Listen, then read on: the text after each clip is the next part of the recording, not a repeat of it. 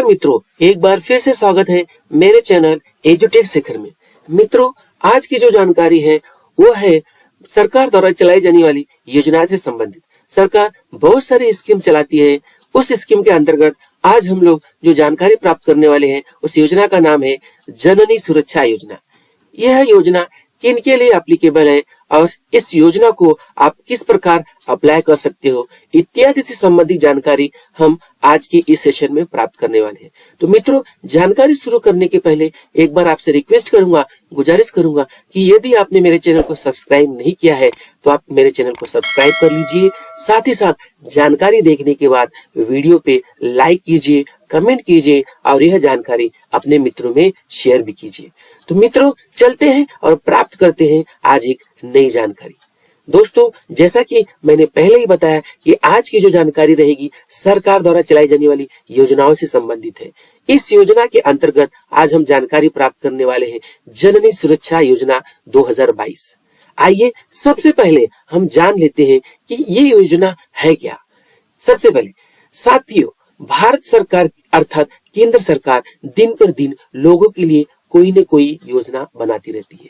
कहने का तात्पर्य है कि बहुत सारी ऐसी योजना है जो भारत सरकार ने अब तक प्रस्तुत की है, लोगों को प्रदान की है। आज के जो सेशन के अंतर्गत जो भी हम जननी सुरक्षा के बारे में जानकारी प्राप्त करने वाले हैं वो बेसिकली किन के लिए है? वो बेसिकली गरीब महिलाओं के लिए है। ऐसी महिलाएं जो आर्थिक दृष्टि से पिछड़ी है, जो आर्थिक दृष्टि से पीछे हैं, यानी कहने का तात्पर्य है कि उनके पास पर्याप्त मात्रा में पैसा नहीं है। ऐसी महिलाओं को आर्थिक मदद करने के हेतु से जननी सुरक्षा योजना को संचालित किया जा रहा है। तो आइए सबसे पहले देख लेते हैं कि ये जो जननी सुरक्षा योजना है, ये योजना लागू कब हुई थी। तो मित्रों, मैं बताना चाहूंगा कि ये योजना सन 2005 में लागू कर दी गई थी और दिन पे दिन इस योजना में कोई न कोई सुधार होते जा रहा है। इस योजना का मूल उद्देश्य है आर्थिक दृष्टि से पिछड़ी महिलाओं को प्रसूति के दौरान यानी डिलीवरी के दौरान आर्थिक मदद करना, ताकि नवजात शिशु की स्थिति को सुधारा जा सके। मित्रों, जैसा कि मैं आपको बता रहा हूं कि इस योजना का तात्पर्य क्या है। इस योजना का तात्पर्य है कि जो आर्थिक दृष्टि से जो गरीब महिलाएं हैं उनको प्रसूति के दौरान, डिलीवरी के दौरान उनको आर्थिक मदद मिले, ताकि आर्थिक मदद की द्वारा उनके जो नवजात शिशु है उनकी स्थिति को सुधारा जा सके। अब आइए देखेंगे कि जननी सुरक्षा योजना की रूपरेखा क्या है। देखिए मित्रों, आपको सबसे पहले बताना चाहूंगा कि ये जो योजना है ग्रामीण क्षेत्र की गर्भवती महिलाएं तथा शहरी क्षेत्र की गर्भवती महिलाओं दोनों के लिए स्कीम लागू है। ऐसा नहीं है कि सिर्फ ग्रामीण क्षेत्रों की महिलाओं के लिए ही स्कीम है। शहरी क्षेत्रों में ऐसी महिलाएं जो गरीब है, आर्थिक दृष्टि से पीछे हैं, उनके लिए भी ये योजना लागू है। शहरी क्षेत्र की गर्भवती महिलाओं के लिए क्या क्या मिलने वाला है, क्या क्या उनके लिए इस स्कीम के अंतर्गत है, वो मैं आपको बताना चाहूंगा। तो सबसे पहले हम देख लेते हैं कि इस स्कीम के अंतर्गत यानी जननी सुरक्षा योजना के अंतर्गत जो शहरी क्षेत्र की गर्भवती महिलाएं हैं उनके लिए इस योजना के द्वारा क्या फायदा मिलने वाला है। तो जो महिलाएं गर्भवती हैं और शहरी क्षेत्र में रहती हैं, ऐसी महिलाओं को प्रसूति के दौरान यानी डिलीवरी के दौरान उन्हें 1000 रुपए की आर्थिक मदद मिलने वाली है डिलीवरी होने के बाद। साथ ही साथ आशा सहयोगी को, आशा फाउंडेशन की जो महिलाएं होती हैं, जो सहयोगी होती हैं, उनको प्रोत्साहन के लिए 200 रुपए प्रदान किए जाएंगे और प्रसव के बाद, डिलीवरी के बाद और भी 200 रुपया प्रदान किया जाएगा सेवा प्रदान करने के हेतु। यानी कहने का तात्पर्य है कि प्रोत्साहन हेतु उन्हें 200 रुपया दिया जाने वाला है और प्रसव के बाद जो भी सेवा प्रदान की जाएगी उसके लिए भी 200 रुपया दिया जाने वाला है। यानी कुल मिला के 400 रुपया दिया जाएगा।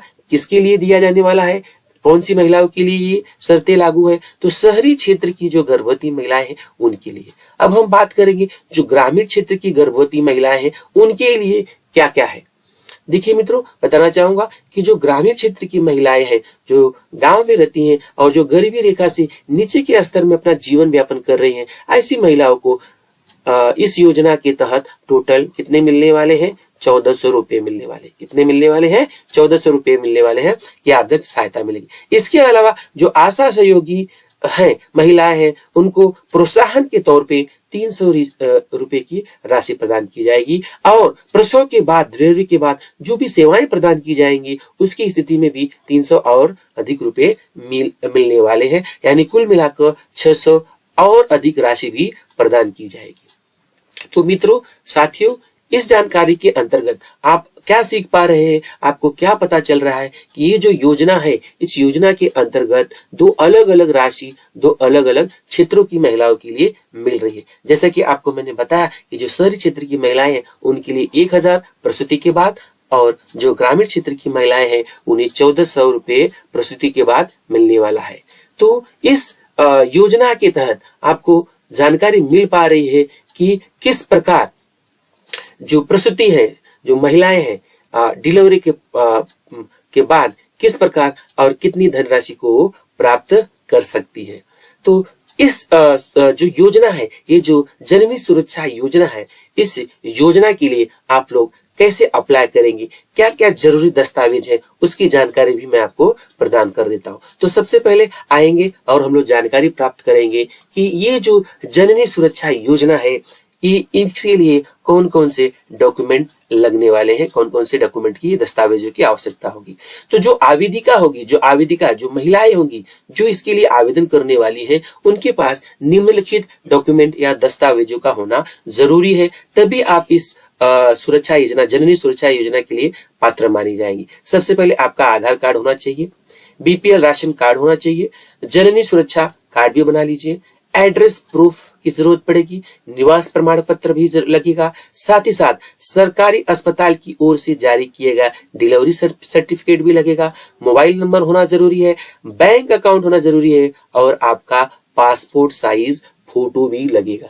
तो ये सारी जो बेसिक डिटेल है, वो सारी डिटेल आपके पास होनी चाहिए, तभी आप इस योजना का लाभ उठा सकते हैं। एक बार फिर से बताना चाहूंगा, आधार कार्ड, बीपीएल राशन कार्ड, जननी सुरक्षा कार्ड, एड्रेस प्रूफ, निवास प्रमाण पत्र और अस्पताल द्वारा जारी किया गया डिलीवरी सर्टिफिकेट, आपके पास मोबाइल नंबर होना चाहिए, बैंक अकाउंट नंबर आपके नाम से होना चाहिए, और पासपोर्ट साइज फोटो की भी आवश्यकता पड़ने वाली है।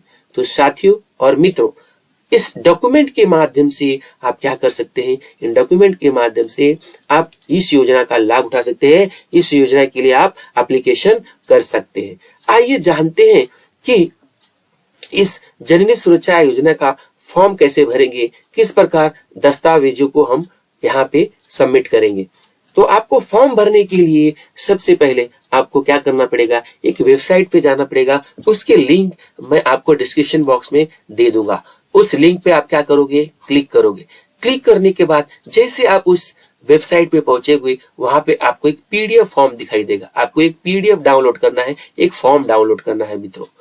पीडीएफ डाउनलोड करने के बाद जैसे आप डाउनलोड कर लोगे, उस पीडीएफ को डाउनलोड करने के बाद आप उसका प्रिंट निकालोगे, और प्रिंट निकालने के बाद आप क्या करोगे, उसमें सारी डिटेल्स जो दी गई है आपको उसमें डिटेल भरना है। आपको अब क्या करना है, डिटेल भरना है, खुद के हाथों से भरना है। वो सारी डिटेल आपको जब भी जो भी जानकारी रहेगी, आपका नाम होगा, पता होगा, जो भी कुछ होगा, मोबाइल नंबर हो सकता है, जो भी सारी चीजें होंगी, आधार कार्ड नंबर होगा, जननी सुरक्षा कार्ड नंबर, बहुत सारी डिटेल उसके अंतर्गत दी रहेगी। आप उसको पढ़िए, और पढ़ने के साथ साथ आपको ये भी ध्यान में रखना है कि उसके साथ जो दस्तावेज है उन्हें भी अटैच करना है, उन्हें भी जोड़ना है। और कौन कौन से दस्तावेज है वो मैंने आपको पहले ही बता दिया कि ये सारी दस्तावेजों को उनके साथ आपको क्या करना पड़ेगा, संलग्न करना पड़ेगा। संलग्न करने के बाद ही आप पात्र माने जाएंगे।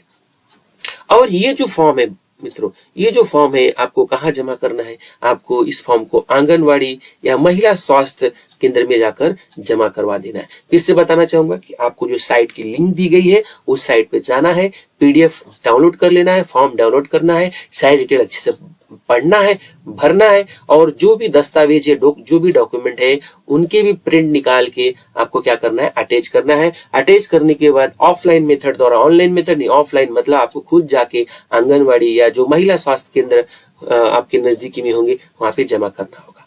अब मैं आपको बताना चाहूंगा कि ये जो योजना है, इस योजना के तहत जननी सुरक्षा जो योजना है, कौन इसका फायदा ले सकता है। तो साथियों मैं बताना चाहूंगा कि ये जो जननी सुरक्षा योजना है ये किन के लिए है। ये जो योजना है आपको बताना चाहूंगा कि ये महिलाओं के लिए है, लेकिन कौन सी महिलाओं के लिए है वो भी मैंने आपको बताया कि ये इस योजना का फायदा सिर्फ शहरी क्षेत्र और ग्रामीण क्षेत्र की ऐसी महिलाएं जो क्या है कमजोर है, आर्थिक दृष्टि से पीछे है, उनके लिए ही है। अब हम देखना चाहेंगे, बताना चाहूंगा मैं आपको कि देखिए जैसा मैंने पहला पॉइंट बताया कि गरीबी रेखा तथा आर्थिक दृष्टि से पिछड़ी वर्ग की महिलाओं को इसका फायदा मिलेगा। साथ ही साथ केवल 2 बच्चों के जन्म के समय ही आप इस योजना का फायदा ले सकते हैं। ऐसा नहीं कि आप तीसरे या चौथे बच्चों के लिए भी इसका फायदा ले सकते हैं, सिर्फ 2 बच्चों के लिए ही एप्लीकेबल है। इस योजना का फायदा लेने के लिए गर्भवती महिला की उम्र 19 साल या उससे अधिक होना चाहिए। 19 साल के पहले अगर महिला गर्भवती है तो वह महिला इस योजना यानी जननी सुरक्षा योजना का फायदा नहीं ले पाएगी। इसके साथ ही साथ इस योजना का फायदा ग्रामीण तथा शहरी क्षेत्र दोनों क्षेत्रों की गर्भवती महिलाओं के लिए लागू होता है। तो मित्रों इस प्रकार मैंने आपको आज जो जानकारी दी वह सरकारी स्कीम, सरकारी योजना के अंतर्गत जो चलाई जाने वाली योजना है जिसका नाम है जननी सुरक्षा योजना, उसके बारे में मैंने आपको संपूर्ण जानकारी दी। तो मित्रों ये जानकारी आशा करता हूं कि ये जानकारी आपको बहुत अच्छी लगी होगी। अगर ये आपको जानकारी अच्छी लगी होगी तो आप कमेंट बॉक्स में लाइक कर दीजिएगा। साथ ही साथ अगर आपको कुछ पूछना है, अभी भी आपको कुछ नहीं समझ में आया है तो आप कमेंट बॉक्स में टाइप कर सकते हैं। और इस वीडियो को, इस जानकारी को आप अपने मित्रों में भी शेयर कीजिए ताकि वे इस जानकारी का फायदा उठा सकें। और आखिर में ये कहना चाहूंगा कि अभी तक आपने मेरे चैनल को सब्सक्राइब नहीं किया है तो चैनल को सब्सक्राइब कर लीजिए, बेल नोटिफिकेशन को ऑन कर दीजिए ताकि आने वाले समय में आपको ऐसी कई सारी जानकारी प्राप्त होती रहे। तो मित्रों आज की जानकारी इतनी ही थी। आज की जानकारी से लेते हैं विदा, फिर अगली बार मिलेंगे किसी नई जानकारी के साथ। धन्यवाद, थैंक यू।